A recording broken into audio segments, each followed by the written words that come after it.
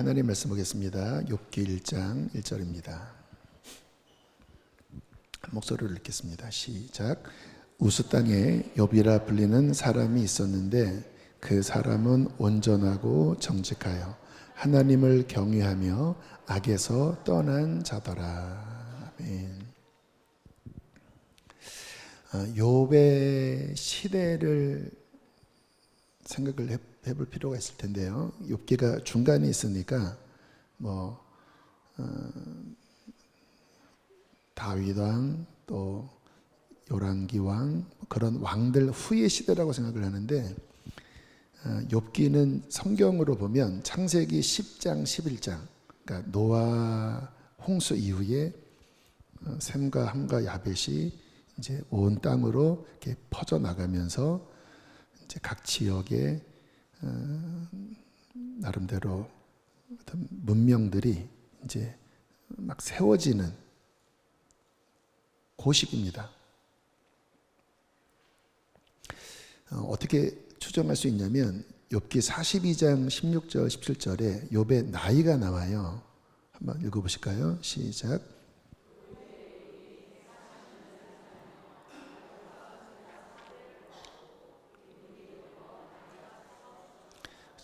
이미 이때 자녀가 7명이 있다가 죽었고 그러니까 꽤 나이가 들은 상태였는데 다시 140년을 더 살았다고 하면 최소 200살 이상 한 300살 가까이 수명이 그 정도면 성경 시대로 보면 노아 직후는 아니고 노아 직후는 한 600살까지 살았고 조금 더 지나면 한 300살 그리고 아브라함 때쯤 와서는 200살 정도. 그리고 아브라함 이후부터 이제 점점 수명이 이제 줄어들어서 지금은 7, 80년으로 이렇게 내려옵니다. 그래서 이 시기는 아브라함 이전 시대입니다. 그러니까 지금부터 약 4,000년 전, 한 4,200~300년 전일 것 같아요. 홍수 후에 바벨탑 또 후에 이제 민족들이 생겨나가면서 중국에는 황하 문명, 또 중동에는 메소포타미아 문명, 우리나라는 아마 초기일 겁니다. 건국 초기, 고조선이라고 그러죠. 단군이 세웠다고 하는 뭔지는 모르지만 셈의 후손이 아마 한반도 땅까지 들어왔을 거고 초기에 이제 아직 민족의 그림은 아니지만 사람들이 살았던 이제 우리나라 초기 그때 인물입니다. 근데 우리가 욥기를 읽어보면요, 그 당시에 성경도 없었겠고 당연히 어떤 신앙적인 부분이 성경이 기록되기 훨씬 전이니까 상당히 신앙적인 부분이 부족할 거라고 생각이 되는 시대임에도 불구하고 그 욥과 세 친구들의 대화를 보면 하나님에 대한 굉장히 수준 높은 인식들을 갖고 있습니다. 아마 그럴 것 같아요. 노아의 후손들이잖아요. 홍수를 봤잖아요. 또 아버지로부터 어떤 하나님에 대한 어떤 가르침을 구전으로 들었잖아요. 그래서 이미 이제 지금은 이 당시의 문건들이 문건들도 없겠죠. 글을 쓰는 시대는 아니었으니까 많이 유실됐지만 거의 유실됐지만 아마 이 당시에 보편적으로 하나님, 여호와, 심판. 왜냐하면 노아의 심판, 홍수를 그들은 들었을 거 아니겠습니까? 또 그 셈과 함과 야벳의 자손도 꽤 한 300~400살까지 살았으면 어느 시기까지는 교차점이 있는 거예요. 그래서 하나님에 대한 인식, 또 기본적인 도덕률, 율법은 없던 시대지만 무엇이 바른 삶인지, 무엇이 죄인지 욥기를 읽어보면 신약 성경에 대조를 해봐도 그 도덕적인 기준이 결코 낮지 않을 정도로 굉장히 높은 도덕률을 갖고 있고 또 하나님의 창조에 대한 지혜. 그래서 욥기는 지혜서 문학에 속합니다. 그래서 전도서, 잠언처럼 인생의 지혜, 또 하나님의 지혜, 이러한 내용들이 세 친구와 욥의 대화 속에 많이 담겨져 있어요. 그래서 그 당시의 사람들이 하나님에 대한 인식을 갖고 무식한 사람들이 아니라 그 대화의 내용을 보면 꽤 깊은 어떠한 인식과 또 지혜와 또 신앙과 또 도덕적 기준을 갖고 있구나 하는 부분을 인식을 하는 것도 성경을 이해하는데 또 필요한 부분이라고 생각이 되고요. 자, 그 시대에 욥은 어떤 인물이었나? 노아와 견주해 볼 수 있습니다. 노아도 그 시대에 하나님 보시기에 가장 의로운 사람이라 노아와 그 자녀들만 구원을 받은 것처럼 그 후손들이 퍼져나가면서 또다시 타락했잖아요. 뭐 바벨탑 세우고 또 엉망진창인데 그 가운데 가장 순전한 사람. 자, 성경은 이렇게 말씀합니다. 욥기 1장 1절 다시 한번 읽겠습니다. 시작.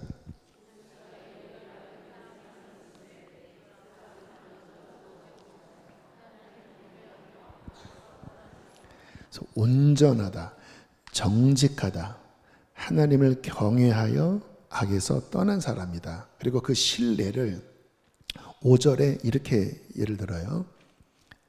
욥기 1장 5절입니다. 자, 아래절 시작.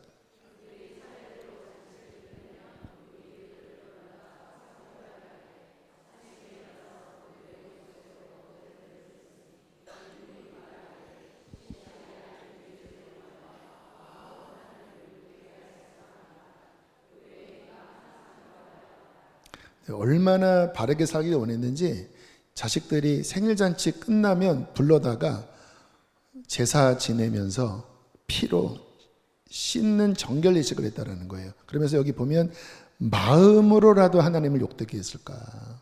늘 신앙 교육을 철저히 했지만 하다 보면 마음으로 뭔가 삐딱할 수 있잖아요. 그것까지 하나님 앞에 회개했던 사람. 여러분, 이 당시에 엄청난 거 아닙니까? 우리는 성경 다 있는데도 이 정도까지 우리가 신앙생활 철저하게 하진 않잖아요. 근데 그렇게 하나님을 얼마나 경외한지 자기 자녀들도 정말 하나님 앞에 늘 기도하고 늘 훈계하고. 그래서 하나님이 그 당시에 뭐 얼마큼 인구가 있는지 모르지만 욥을 유의하여 보시면서 칭찬하고 계셨던 거예요. 그래서 욥기 1장 8절에 보면 이제 하나님이 사탄과 대화 나누는 장면이 나와요. 구약을 보면요, 사탄이 부리는 영입니다. 부리는 영. 자, 욥기 1장 8절 함께 읽겠습니다. 시작.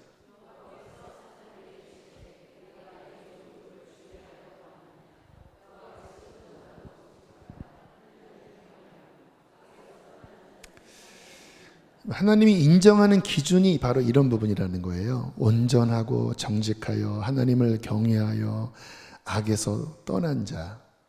우리는 어떤 사람을 인정합니까? 부자, 힘 있는 자. 근데 하나님은 전혀 그게 인정하는 기준이 안 돼요. 순전한가? 진짜 하나님을 두려워할 줄 아는가? 그래서 하나님 앞에 늘 회개하고 바르게 살기를 힘쓰는가? 그런데 아시는 것처럼 사탄이 이제 하나님께 뭐 이러쿵저러쿵 이야기하면서 욥을 시험하자고 요청을 해요. 자, 여기서 사탄의 존재를 좀 정리할 필요가 있습니다. 제가 늘 드리는 말씀, 성경대로 가야 된다. 성경의 그 톤대로 가야 한다. 사탄은 원어적으로 대적하다, 고소고발하는 자입니다. 그래서 신약을 보면 밤낮 하나님 앞에서 형제들, 우리를 의미해요. 우리들을 밤낮 고소고발하는 자예요. 제가 오늘도 죄 졌대요. 쟤 보세요. 저렇게 멋대로 산대요. 밤낮 하나님 앞에서 참소하는 자, 대적하는 자. 그리고 성경에서는 사탄을 어떤 존재로 표현하냐면 시험하는 자. 자, 마태복음 4장 3절 함께 읽어보실까요? 시작.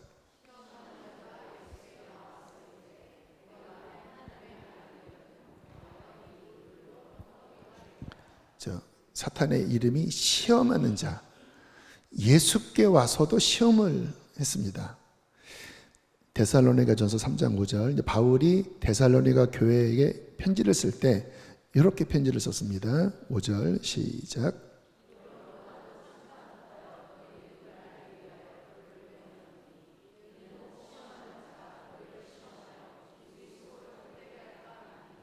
그렇죠. 바울이 세웠던 교회에 편지를 보낼 때 과연 신앙을 잘 지키고 있나? 왜요?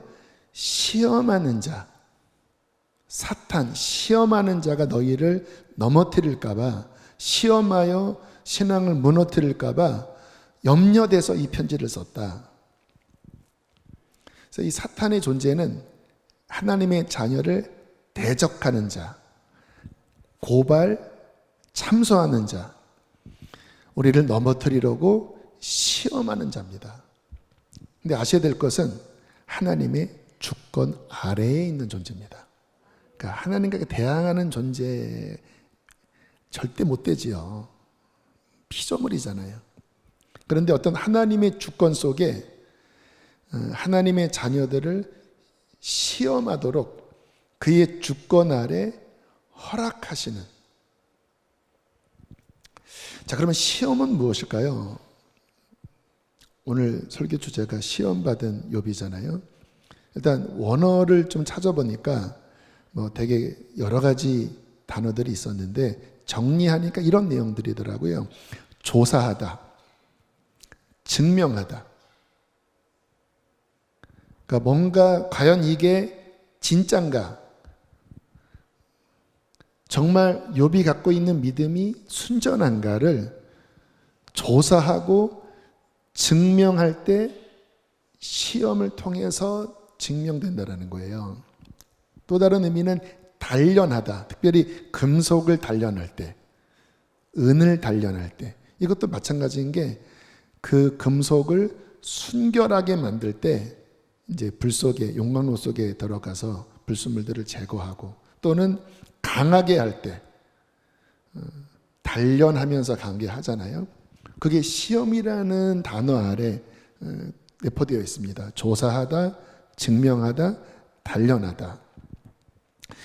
또 다른 측면은 유혹, 미혹입니다. 이건 죄와 관련된 거죠.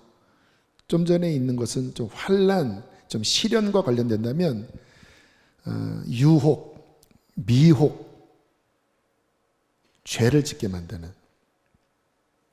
그래서 야고보서에서는 하나님은 이러한 측면의 시험은 주시지 않는다. 우리를 죄짓게 만드는 그 시험은 하나님이 주시는 게 아니라 자기 안에 있는 욕심 때문에 받는 거다. 그러니까 시험 받을 때 하나님이 나 시험했다. 아니다. 네 안에 있는 욕심 때문에 죄를 지은 거지 하나님은 우리를 죄짓게 만드는 분이 아니다. 그때 이 유혹, 미혹, 이게 시험의 또 다른 단어의 의미예요. 이 부분은 사탄이 우리를 유혹하고 미혹하지요. 근데 이제 조사하고 증명하는 또는 유혹하고 미혹하는 이 악역을 사탄이 합니다. 두 개 다. 근데 이제 하나님이 그 모든 주권 아래서 이제 허락하시면서 우리의 인생에 어떤 사탄이 그런 시험들이 오는데요. 근데 이제 실은 성도님들이 어떤 시험을 겪을 때 조금 이게 정확한 구별을 잘 못해요. 자꾸 하나님께 원망을 돌립니다. 그런데 이게 되게 복잡 미묘한 거예요. 그래서 실은 제가 성부, 성자, 성령에 대해서도 좀 디테일하게 이렇게 구분을 해드렸던 것처럼 이 시험에 대해서도 좀 더 세밀하게 이해를 해야 거기에 맞게끔 대처를 할 수 있어요. 자, 욥의 시험 같은 경우 하나님이 욥을 시험한 것일까요? 하나님이 욥의 자녀들 다 죽이고 재산 다 날리고 건강 박살내고 하나님이 하셨을까요? 사탄이 그렇게 하자고 요청을 한 거죠. 근데 이제 보면 하나님이 허락은 하세요. 왜냐하면 영원한 목적이 있어서 허락은 하세요. 하나님이 그 일을 주도하신 건 아니에요. 표정 보니까 갑자기 막 헷갈리기 시작하시는데, 근데 이게 좀 디테일이 필요합니다. 사탄이 죽이고 망가뜨리고, 근데 하나님이 허락은 하셨기 때문에 그 속에서 하나님의 뜻을 찾을 필요는 있죠. 그런데 우리가 어떤 문제가 생기면 다 하나님이 이렇게 만드셔서 하나님이 병 걸리게 하시고 하나님이 망하게 하시고 하나님이 죽게 하시고 이렇게 하면 뭔가 맞지 않습니다. 하나님의 주권 아래 사탄이 그런 역할을 하도록 허락은 하시지만 우리 하나님은 선하시고 우리에게 좋은 것을 주기를 원하시는 분이십니다. 이제 다음 주에 다루겠지만 결국 욥이 여기서 실은 미끄러졌습니다. 잘 견디긴 했는데 이제 막 하나님을 막 오해하기 시작하잖아요. 의심하기 시작하면서 그 신앙이 잠깐 흔들립니다. 그때 이제 욥이 했던 생각이 하나님이 자식 다 죽이고 하나님이 내 재산 다 빼앗고 하나님이 이렇게 생각을 하면서 이제 굉장한 오해와 시험에 빠져요. 네, 우리가 이 부분을 좀 잘 분별하면서 하나님이 영원한 뜻 가운데 허락은 하셨지만 하나님은 우리를 망하게 하고 죽게 하고 병결리게 하시는 주체가 아니시다. 근데 주님은 그 영원한 사랑과 뜻 속에 허락은 하신다. 그러면 뭐예요? 우리가 잘 이겨야 되는 거죠. 그리고 잘 대처를 해야 되는 거고. 로마서 8장 28절 함께 읽겠습니다. 시작.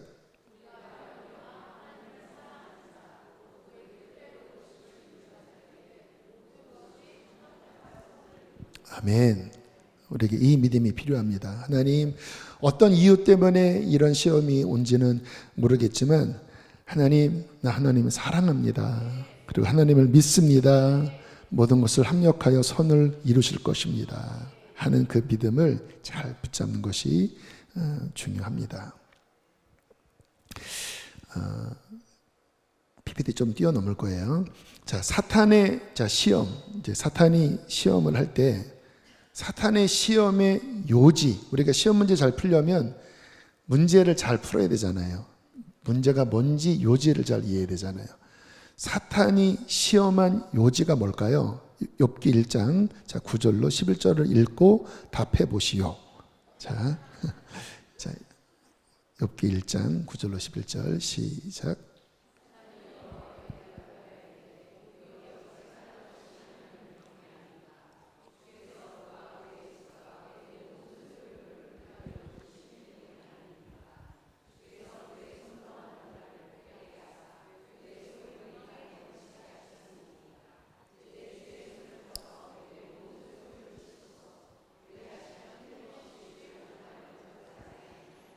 자, 풀어보세요. 사탄의 시험의 요지가 무엇이었을까요?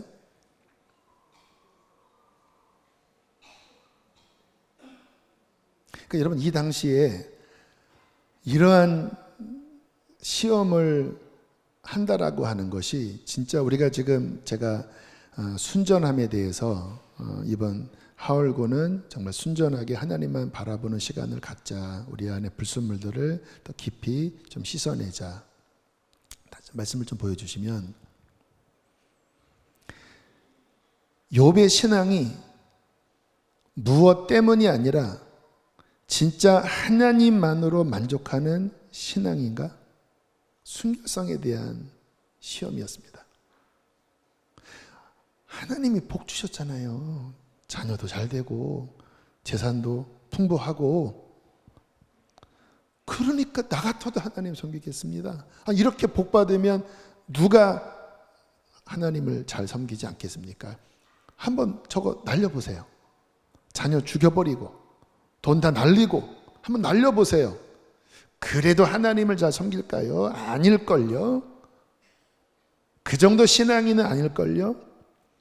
진짜 하나님만 사랑하고 하나님 그분 때문에 만족하는 신앙은 아닐까요? 하나님 그거 좋아하시죠? 하나님으로만 만족하는 거 좋아하시죠? 근데 쟤는 그거는 아니에요. 한번 테스트 해보세요. 한번 증명을 한번 받아보세요. 한번 저거 날려보세요. 진짜 순전한가?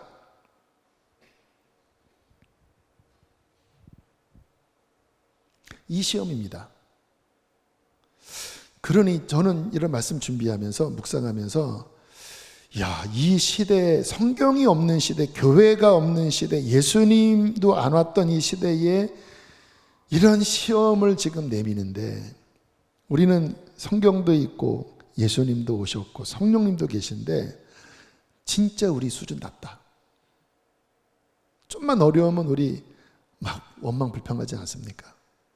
어떻게 내가 하나님 섬겼는데 이럴 수가 있냐? 그러지 않나요? 저도 그래요. 잘 통과했죠. 이제 두 번째, 자, 욥기 2장 4절로 5절 함께 읽겠습니다. 시작.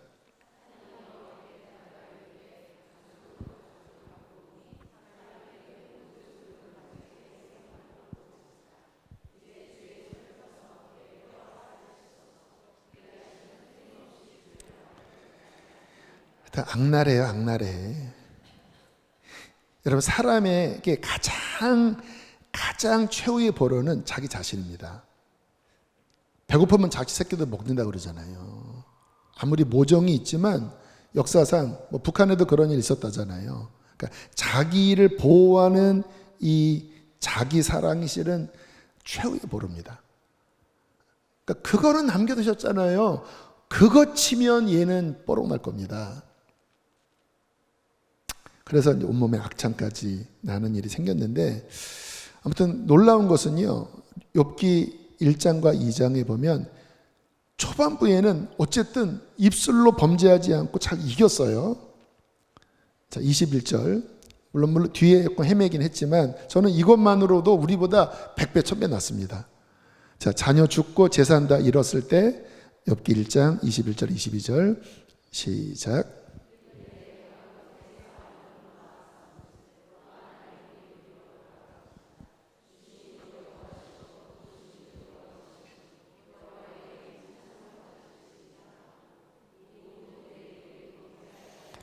여러분, 이렇게 하실 자신 있으세요? 자녀 7명 다 죽었어요. 재산 다 날아갔어요. 근데 뭐라고 합니까? 주신 이도 여호와시요 거두신 이도 여호와시니 여호와의 이름이 찬송을 받으실지어로다. 내가 알몸으로 왔사온즉 나는 알몸으로 돌아갈. 원래 내 거 아무것도 없었습니다. 하나님, 저 원망하지 않겠습니다. 저는 이렇게 못합니다. 아무튼 어딘가 갔을 것 같아요. 대단한 인물입니다, 정말. 또 이제 건강 날아갔을 때 욥기 2장 10절 함께 읽어보실까요? 시작.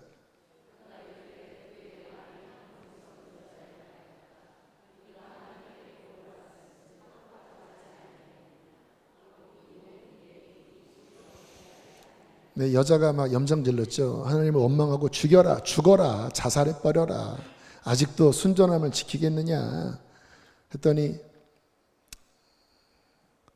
복을 받았는데 화를 받는 것도 마땅한 거 아니냐. 근데 여기서 이제 구분은 해야 되죠. 하나님이 화를 내리신 건 아니죠.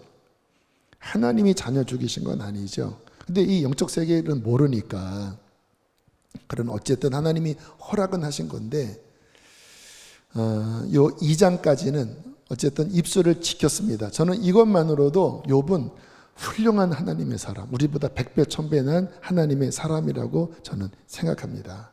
근데 여기서 이제 시험이 끝나면은 좋은데, 시험은, 따라합시다. 시험은 만만치가 않다. 이렇게 안 끝나요. 그래서 하나님이 뭔가 아까 드러내다, 증명하다라고 그랬잖아요. 그러니까 뭔가 하나님이 실은 허락하신 이유는 여기서 끝나는 이래전이 아니라 뭔가 깊은 것을 하나님이 드러내셔서 욥을 씻기시고, 그리고 후대 내내, 이게 지금 4000년 전 이야기인데 후대 내내 이 교훈을 통해서 하나님의 자녀들에게 훈계하시기 위한 그러한 목적으로 하나님이 욥을 이 시험 가운데 들어가도록 허락하신 거예요. 하나님, 그건 너무 무섭습니다. 근데 하나님이 욥을 신뢰하셨기 때문에 허락하셨습니다. 그리고 이 환란이 지난 다음에 큰 위로를 주시잖아요. 그 부분은 좀 다음 주에 다루겠고요. 자, 여기까지 잘 이겼는데 이제 3장부터 욥이 이제 괴로움을 토로하기 시작합니다. 자기 난 나를 저주하면서 이제 토로하기 시작해요. 저는 200% 이해가 됩니다. 얼마나 힘들겠습니까? 사랑하는 그 자녀 잃은 그 아비의 얼마나 마음이 힘들었겠고, 자신의 몸이 최후의 보루라고 했잖아요. 온몸이 막 벌어졌다 붙었다, 막 구더기가 기어다니고. 그러니까 너무 힘드니까 차라리 내가 안 태어났으면 하는 이제 탄식부터 하면서 괴로움을 토로하기 시작하는 내용이 쭉 나와요. 이제 실은 이게 용광로에 들어간 거예요. 그리고 이제 밑바닥에 숨겨져 있는 뭔가가 이제 뽀글뽀글 이제 올라오는 거죠. 근데 욥이 진짜 괴로웠던 것은 하나님의 침묵이었습니다. 만약에 하나님이 야, 이래서 지금 네가 겪고 있는 거야. 사탄이 이렇게 도전했어. 근데 나는 너를 믿어서 허락한 거야. 좀 참아 했으면 저는 욥이 견뎌냈을 거라고 생각합니다. 우리는 아마 견디지 못했을 거예요. 하나님 그게 말이 됩니까? 하면서 막 했을 텐데 욥은 아마 가르쳐 주셨다면 아멘 하면서 견뎠을 거예요. 근데 하나님이 침묵하셨습니다. 이게 제일 힘든 시련 중에 하나죠. 믿는 우리에게 하나님이 더 이상 말씀하지 않으세요. 근데 욥기 23장 8절 9절 보면 이렇게 고백을 해요. 함께 읽겠습니다. 시작.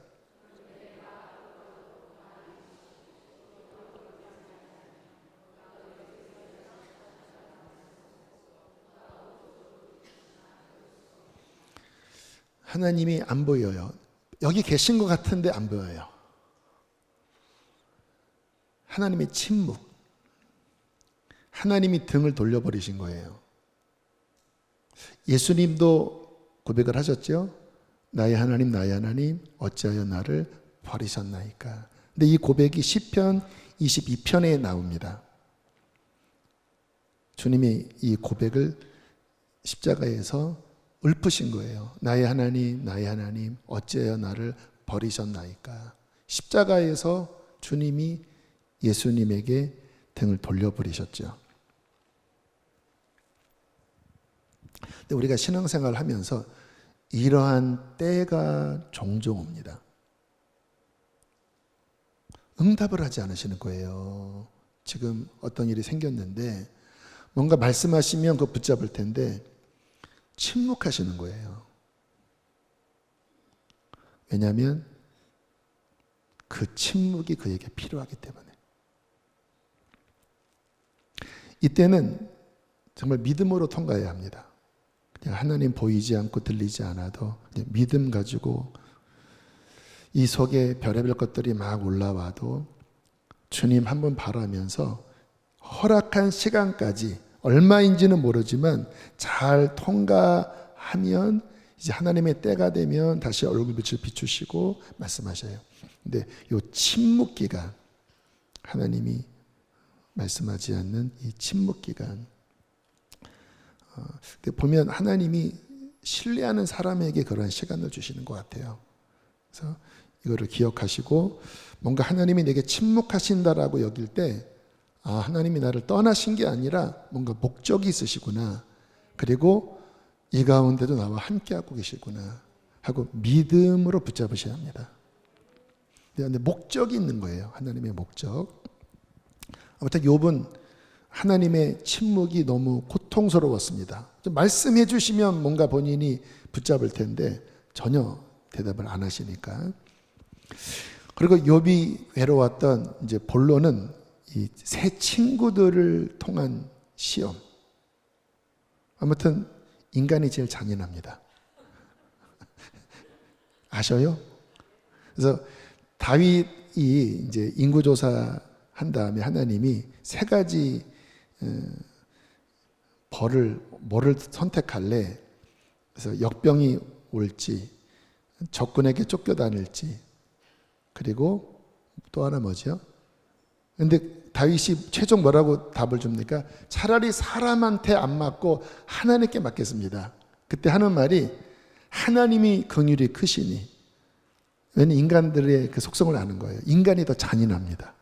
차라리 내가 하나님 앞에 맡고 말지. 인간들 지긋지긋합니다. 인간이 잔인해요. 자, 이 새 친구들 이제 처음에 올 때까지만 해도 참 선한 마음으로 왔어요. 욥기 2장 11절로 13절 읽겠습니다. 시작.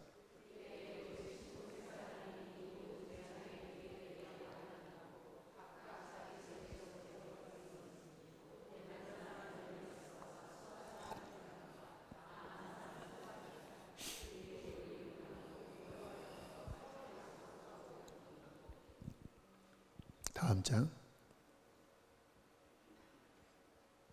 시작.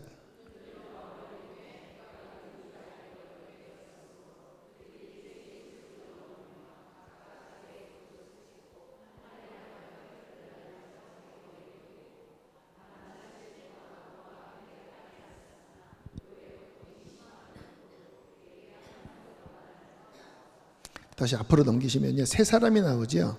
대만 사람 엘리바스 연장자입니다.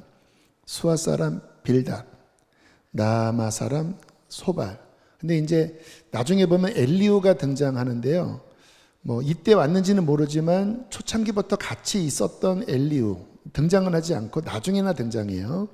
자, 어쨌든 요 세 사람 참 고마운 사람들이죠. 왜냐하면 욥을 위문하기 위하여 서로 약속하고 왔잖아요.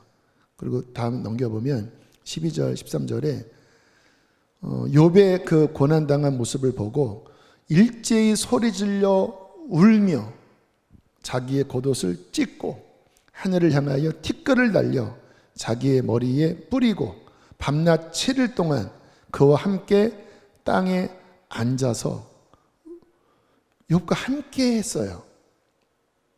이러기 쉽지 않잖아요. 근데 욥이 너무 괴로워하니까 말을 하지 않았습니다. 일주일 동안. 근데 일주일이 지난 다음에 무슨 생각이 들었는지 갑자기 욥의 염장을 지르는 말을 하기 시작합니다. 핵심은 뭐예요? 네가 죄를 지었기 때문에 지금 그 꼴을 당한 것이다 라는 정죄와 비난의 말이었어요. 자, 욥기 4장 7절 9절 연장자 엘리바스의 말을 보실까요? 시작.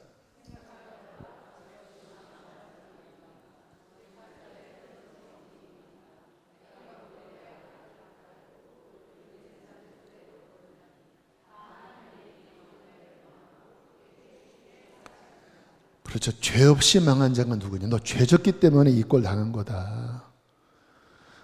악을 밭갈고 독을 뿌리는 자는 그대로 거두는 거다. 너 지금 뿌린 대로 거둔 거다. 하나님의 입기운에 네가 지금 멸망을 당하고 있는 거다. 자, 빌닷은 더한 말을 합니다. 욥기 8장 3절로 4절입니다.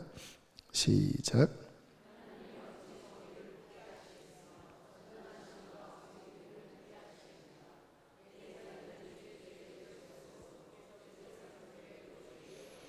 지금 자녀들 다 죽었잖아요. 근데 뭐라고 지금 짓거리고 있습니다? 시부렁거리고 있습니까? 내 자녀들이 주께 죄를 지었으므로 뒤진 거다, 그 말을 하는 거예요. 그러니까 무섭습니다. 이제 이분들이 실은 나름 욥의 친구였다고 하면 어쨌든 바르게 살려고 애쓴 종교인들입니다. 뭐 그 당시에 뭐 기독교, 뭐 불교 이런 게 없던 시절인데 어쨌든 바르게 살려고 했던 종교인들이에요. 그래서 어떤 율법의 어떤 기준들이 좀 높은 사람들이에요. 근데 아십니까? 그런 사람들이 더 잔인하다고 하는 거를. 여러분, 예수님이 세리들, 창기들 이렇게 구원하고 치료할 때 제일 못마땅해 했던 사람들이 종교인들이에요. 바리새인들. 참 이상하죠? 더 어떤 율법의 기준을 알면 실은 진짜 내 눈에 들보를 보고 아, 내가 죄인이구나 하고 겸손하게 자신을 쳐야 하는데, 그래서 이게 신앙인들을 보면요, 처음에 주님 앞에 그 은혜 받을 때는요 겸손하고 다 감사합니다. 왜? 나 같은 죄인을 구원하신 하나님의 은혜에 대한 그 감격에 감사해요. 근데요, 성경을 알고 이제 교회 생활 오래 하면요 절반 바리새인이 됩니다. 그 다음부터는 더 딱딱해지기 시작합니다. 더 판단하고. 실은 저도 그래요. 제가 주님 만나고 이제 열심히 신앙생활 하고 군대를 갔는데 그렇게 막 혈기가 많더라고요. 애들이 막 개판인 거예요. 그러니까 막 너무 화가 나는 거예요. 얘네들이 정신이 있는 애들이냐 없는 애들이냐. 그러니까 근데 제가 분명히 전도사 출신인 걸 아는데도 막 똑바로 해라. 왜 이렇게 욕하냐. 왜 이거 문제냐. 막 하는 내 자신을 보면서 어라? 왜 내 마음이 이렇게 지금 분노가 많지? 판단하는 마음이 많지? 근데 제 아들이 또 그런 얘기를 하더라고요. 아빠, 왜 이렇게 화가 많은지 모르겠어. 뭐 이렇게 하면 막 화가 난대요. 제가 보면 지도 잘 못 살거든요. 근데 어릴 때부터 들었던 어떤 기준들이 예수님은 뭐라고 말씀하냐면 네 눈에 들보를 봐라. 남의 티를 보려고 하지 말고. 근데 이게 사람들이 착각하는 게 뭐냐면 저도 마찬가지고요. 이런 율법을 알면, 이러한 높은 기준을 알면, 그런 얘기를 들으면 내가 그런 사람인 것처럼 착각을 해요. 그래서 그렇지 않은 사람 보면 막 길길이 날뛰고 막 어떻게 막 더 분노하고 이 새 친구들처럼 그래요. 근데 주님은 뭐라고 말씀하십니까? 그거는 남을 보라고 하는 게 아니라 너를 보라고 하는 거다. 그래서 내 가슴을 치고 내 눈에 들보를 뽑을 때 온전하게 되어 그때 다른 사람을 섬기는 거지. 네 눈에 들보는 안 보고 남의 티만 보려고 다니는 이와 같은 자들은 아무도 도와줄 수 없다라고 말씀을 했습니다. 아무튼 그 새 친구들 보면요, 아무튼 막 끊임없이 욥을 막 공격하는 거예요. 여러분, 이 말이 욥의 귀에 들어왔겠습니까? 욥이 이렇게 대답을 합니다. 욥기 13장 4절 시작. 네, 쓸모없는 의원이다. 나를 고치려고 왔는데 전혀 나를 고치는 게 아니라 오히려 내 속을 뒤집어 놓는다, 이 새끼들아 하면서 쓸모없는 의원이다. 16장 2절로 5절 시작.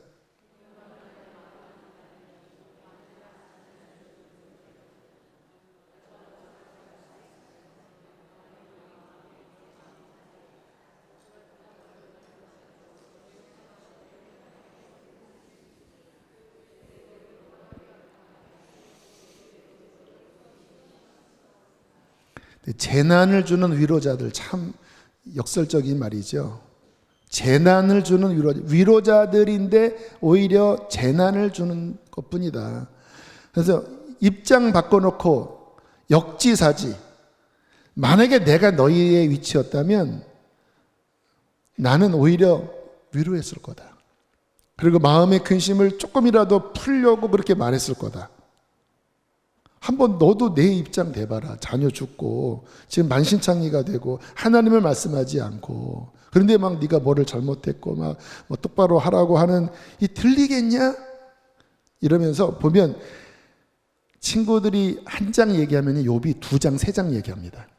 그래서 이게 총 그러니까 9번이 반복되는데요. 그러니까 첫 번째 엘리바스, 빌닷, 소발. 그래서 1회전 띄고 근데 한 번 하면 막 2번, 3번, 2번, 3번, 2번, 3번. 근데 보면 말빨이 욥이 더 좋아요. 두 번째 2회전 또 엘리바스 또 화가 나갖고 막 엘리바스가 막 더 막 진짜 막 찔러요.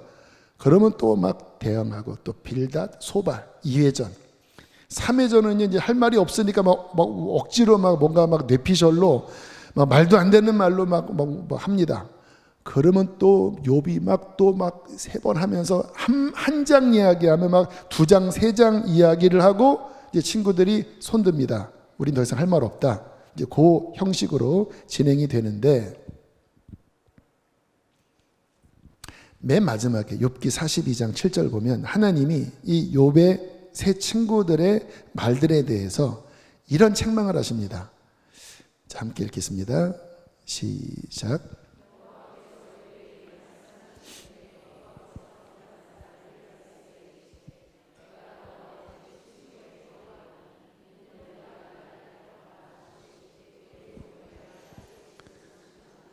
그렇죠. 내 종 욥의 말같이 옳지 못하다. 그 말을 내가 인정하지 않는다. 근데 보면요, 표면적으로는 굉장히 지혜로운 말들입니다. 거기에 유명한 말 하나가 나와요. 내 시작은 미약하였으나 내 자중은 침이 창대하리라. 그래서 막 그 가게집에다 붙이잖아요. 근데 이게 물론 그 말 자체는 좋은 말이에요. 근데 제가 늘 드리는 말씀은 그 성경이 원래 이야기하려던 것을 먼저 잘 이해해야 오해하지 않는다고 그러잖아요. 근데 그 맥락은요, 그 친구들의 그 욥을 찌르는 말 속에서 나온 말들이에요.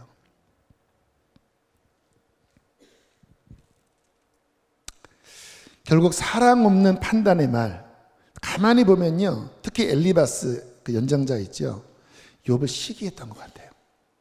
그래서 평상시에는 욥이 워낙 잘 나가니까 이렇게 하다가 얘가 나보다 잘났나? 뭐 속으로 이러지만 욥 하다가 딱 지금 문제가 생기니까 이제 그 시기심이 또 막 드러나서 네가 뭐 잘났다고 했지만 지금 잘난 거 하나도 없었고 이 새끼야 너는 네가 막 이렇게 막 속마음이 싹 나와요. 아무튼 지혜로운 말 같은데 하나님이 옳지 않은 말들이었다. 근데 보면 4장부터 얼마나 많은 말들을 쏟아냅니까? 하나님을 빗대요. 하나님을 빗대 하나님은 이런 분인데 하면서 얼마나 많은 말을 쏟아냈습니까? 또 욥도 얼마나 많이 응대를 했습니까? 웃기지 마라. 뭐 또 지혜서라고 그랬잖아요. 네가 알고 있는 건 내가 모를 줄 아냐 하면서 더 높은 지혜로 막 눌러버립니다. 그래서 엄청난 말을 많이 이야기 피차간에 하는데 하나님이 새 친구들의 말도 쓸데없는 말이라고 말씀하셨을 뿐만 아니라 나중에 욥을 만날 때도 욥이 이렇게 대답을 해요. 42장 이제 거의 끝장이죠. 맨 끝장이죠. 3절로 6절 함께 읽겠습니다. 시작.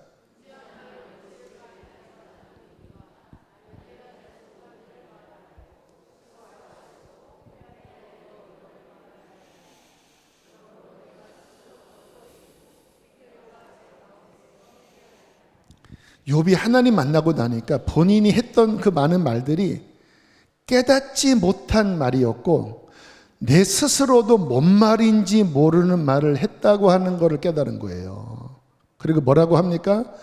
스스로 다 내뱉은 말을 거두어드리고 그냥 저는 티끌과 제 가운데 회개하겠습니다. 하나님 쓸데없는 말을 너무 많이 했습니다. 입 다물겠습니다. 자, 잘 여러분들 이 부분에 귀를 기울이셨으면 좋겠어요.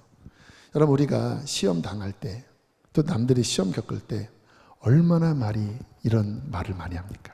이렇고 저렇고 이렇고 저렇고 나도 또 막 원망 불평 또 뭐 누가 어쨌대더라 뭐 지난번에 뭐 유튜브에 어떤 어려움이 생겼을 때 뭐 보면 뭐 여기저기서 뭐 누구는 어떻고 뭐고 제가 보면서 왜 이렇게 말들이 많냐.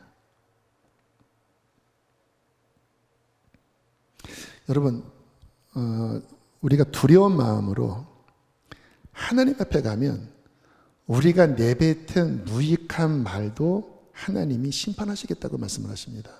무익한 말도.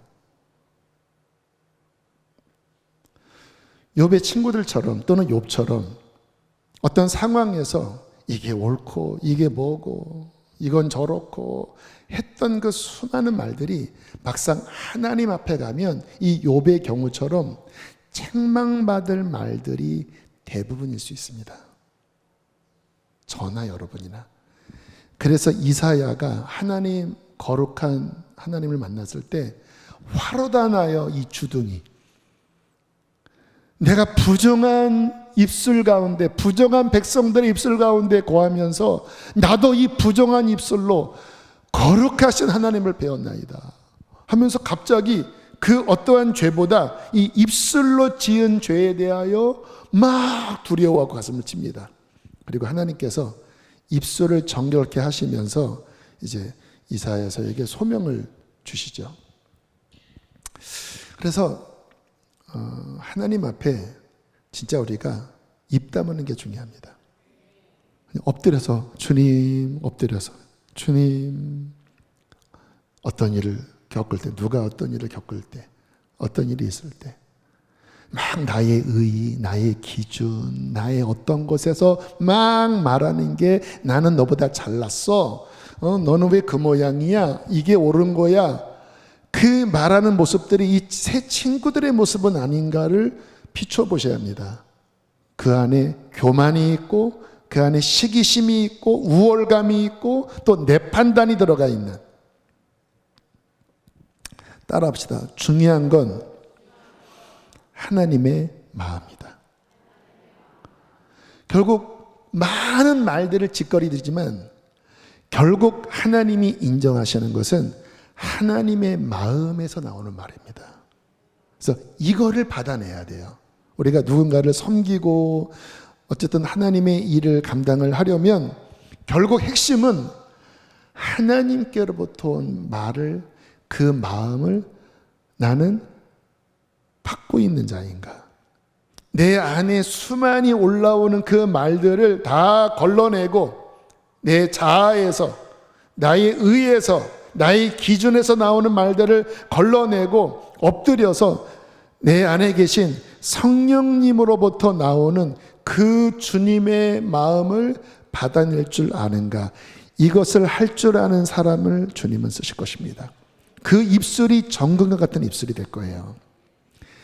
놀라운 말씀 하나 보여드릴까요? 고린도전서 2장 16절입니다. 시작.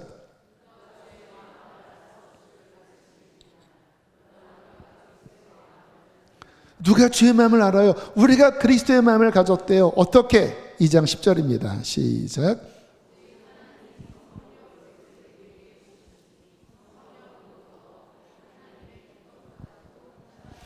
우리 안에 계신 성령님을 통하여 하나님의 마음을 알 수 있다는 거예요.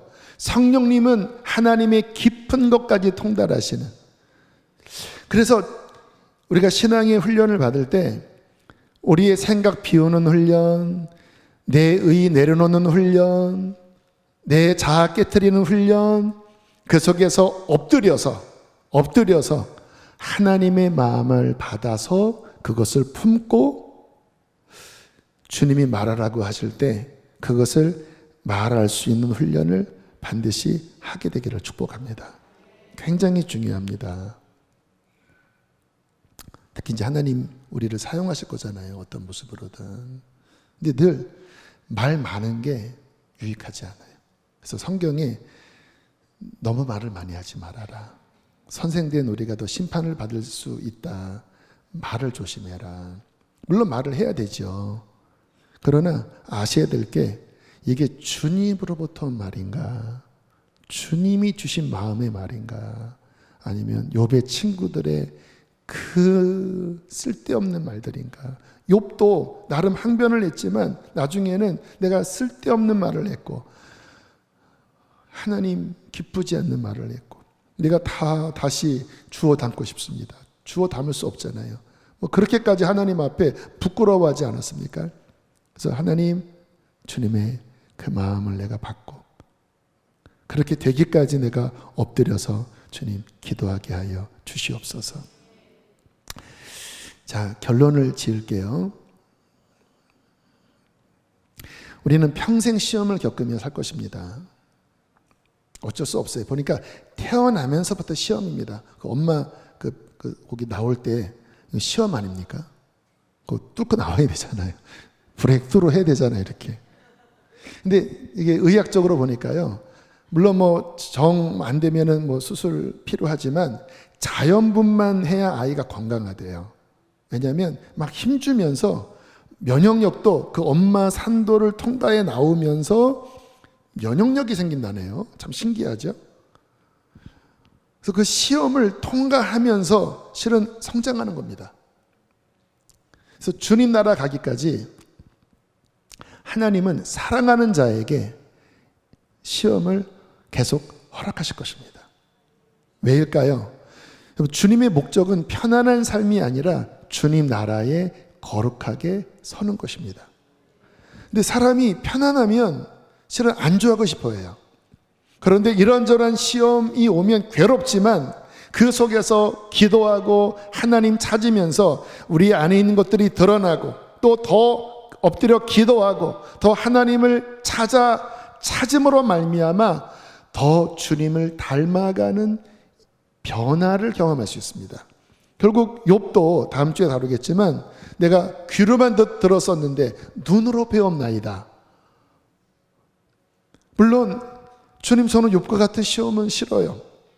근데 결론적으로 보면 결국 욥이 하나님의 축복 속에 더 정결해지고 성경의 기록됨으로 그 후에 수없는 하나님의 사람들에게 위로와 귀감과 격려가 되면서 귀하게 쓰임 받았잖아요. 결국 진짜 복은 주님 나라 섰을 때에 주님으로부터 칭찬받는 거룩한 삶이 되는 것입니다.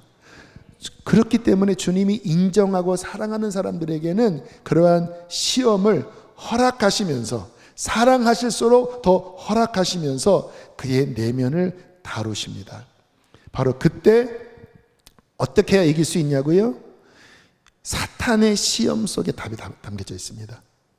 하나님, 아무것도 없어도 저는 주님만 바랍니다. 주님만 붙잡습니다. 막 별의별 시험이 다 왔어요. 근데 왜 내가 그 시험에 걸릴까 하면 순전하지 않아서 그래요. 결국 뭔가 내가 인간적으로 붙잡는 뭔가가 있으면 그것 때문에 괴롭고 넘어지고 시험이 길어집니다. 그런데 주님이 없어도 상관없어요. 뭐 죽어도 괜찮아요. 저는 주님만 원합니다. 순전해지면 걸릴 게 없으니까 시험을 잘 통과할 수 있는 거예요.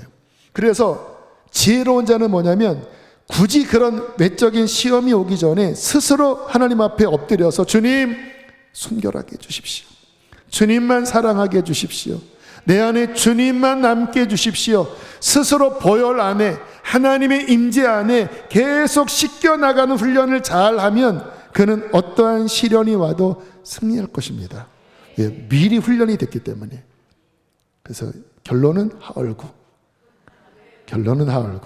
그래서 주님 앞에 더 씻겨내고 그리고 주님 앞에 시험을 잘 이기는 저와 여러분 되시기를 축복합니다.